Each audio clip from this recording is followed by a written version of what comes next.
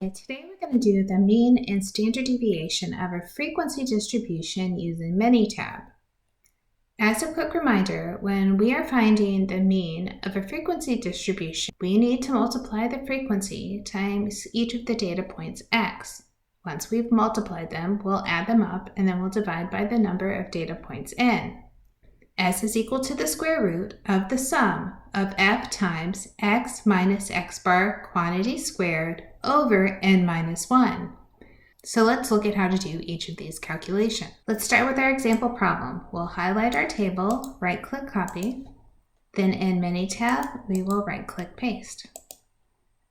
Notice I type mean under C3. This gives me a place to tell Minitab to put my answer. I'm going to go to Calc, then Calculator. I clicked on the mean to tell Minitab to store my results in this variable. My expression, remember I want to find the sum, so over in the functions, I'm going to scroll down to the sum.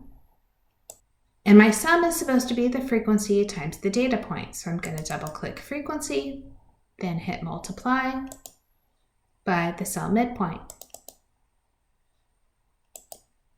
I want to click outside of the sum and hit divide. Then I'm going to hit sum again to get the frequencies. So I'll go back to frequency and double click. Now that I have my whole equation in, I'm going to go down and say OK. This gives us a mean of 1,713.64. To get the standard deviation, I'll start by labeling where I'm going to put my answer. Then I'll go to Calc and pick Calculator. I'll clear out any information that I had previously. I know I need to take each cell midpoint, then I'll subtract the value of the mean, which was 1713.64. Notice I'm typing the value in, I'm not clicking on C3. Let's close this all up by putting parentheses around it, and let's square this value. After I do that, I want to multiply by the frequency. So we'll go to the beginning, I'll click frequency, and I'll put multiply.